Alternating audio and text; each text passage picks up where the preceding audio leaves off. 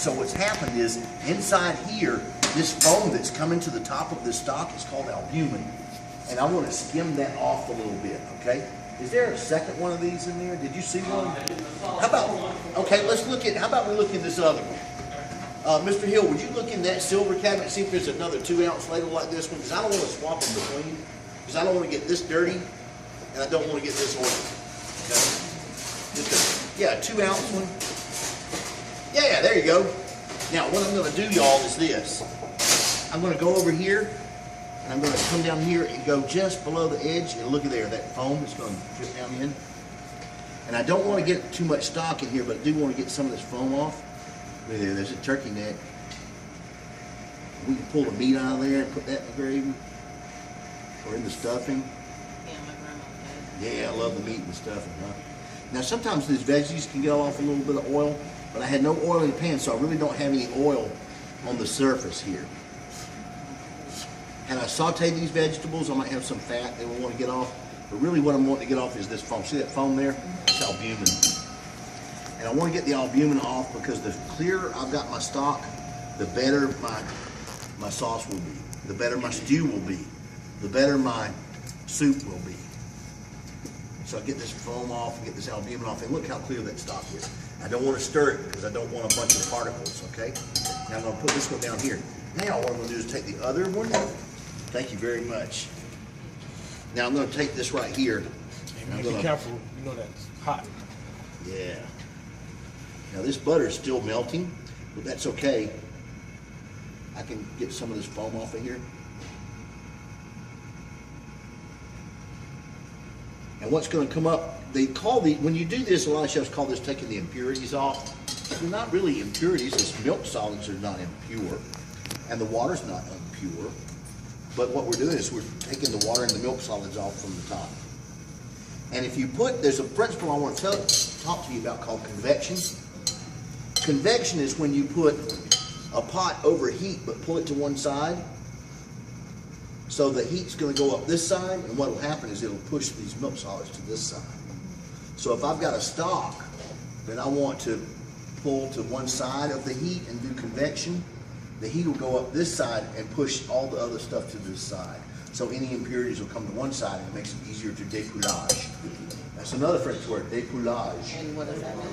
To dépoulage means to, there's another word for it called écumer, and to dépoulage is to skim the top, to skim off impurities or fats or albumins and things like that. So I'm going to dépoulage right now, or écumer. Chef, Yes. how thick is that? I mean, could you like possibly use like a very fine strainer? You can't strain it. Okay. You can't strain It it. will go straight through? Yeah, you don't want to strain it, you want to dépoulage. Okay. It'd be easier to strain it, wouldn't it? Yeah. Glad I got a really fine one. I was just wondering. It's not going to cut it, it'll go through it. Okay. And you got to do it again. That's a dépoulage to get the fat off. To get the fats and albumins over here, milk solids and water over here. See the milk solids? Now I could use that in the pastry kitchen. I could go make some ice cream with it. It'd be so rich it'd give you a heart attack. That's the way to go. Just quit eating it when you left arm. Start trying. No, then use right Look at arm. this. See that? I'm pushing it against the sides. And I'm not going too deep because I don't want the butter to go with it. I just want the fat, the milk solids. Doesn't matter if the butter is salted or unsalted? We always use unsalted in the kitchen because we want to add salt to our recipe as we need it.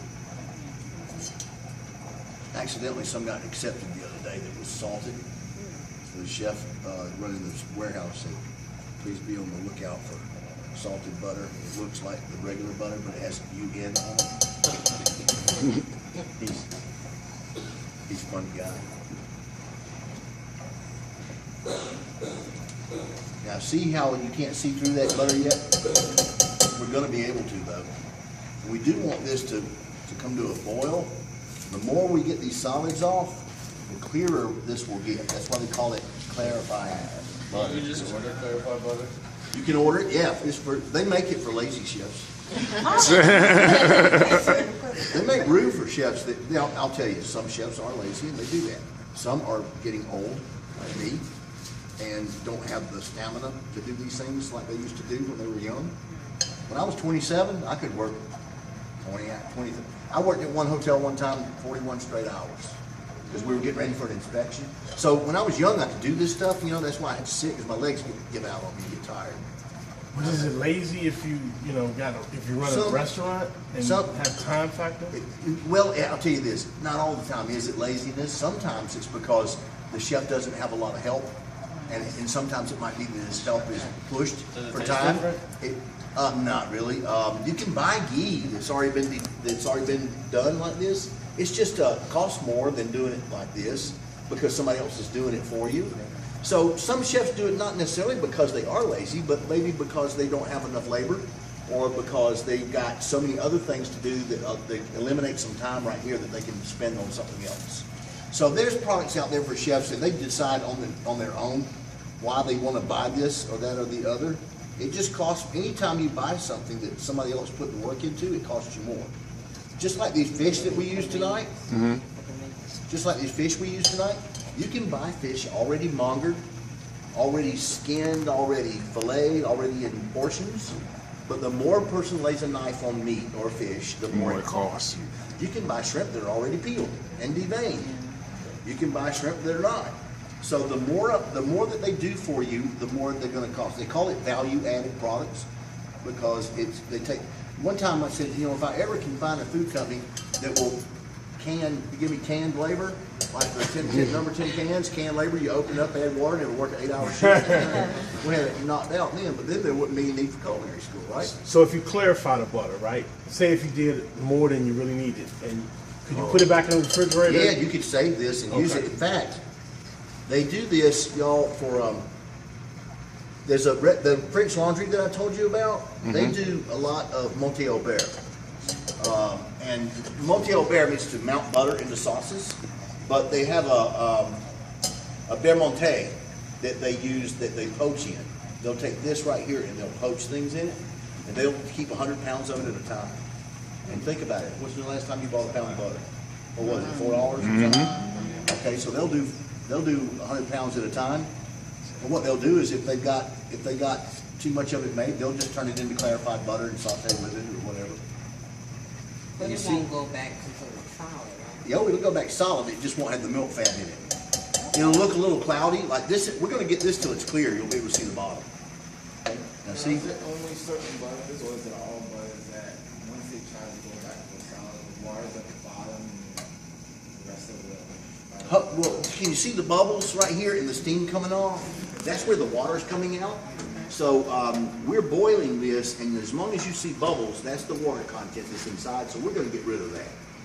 So when we get through and it's done completely, you won't have that water. I know what you're talking about, but you won't have that water in the bottom of your pan, really. So I'm going to keep stirring this and keep letting this water. Look, the water's boiling out of it, so that's good. We're getting rid of that. And we're getting this. Now we're getting. See this? It's getting thinner. So you can definitely never use like country crock and No, you have to use butter for Real this. butter. Because here's That's why. margarine. If you put country crock or something in here, it's hydrolyzed. It's been hydrogenated. It's an oil. It's an oil, really. And so what they do is when they make it at the plant, they pound hydrogen atoms into it to make it solid. They change the molecular structure of it. And they just pound it to make an oil turn solid. And so it acts like a fat. Oils are oils at room temperature, but fats are solid when they get to room temperature. Like that duck that we had the other night we put with the gumbo. Did you notice that fat we got rid of? It was pretty solid, wasn't it? That fat, that's animal fat, and it will turn back solid after it's cooled off. But this fat right here is animal fat too. It comes from a cow. And so what we're doing is we're just continually going to go back over here and take all this out, all of this fat, all this milk solid and all this water we want to get off of there. And we want to keep doing this and keep doing this until we end up with something that's clear looking. I actually heard a story that butter we were just talking about, the margarine, Yes. oil butter, that it was actually like one molecule of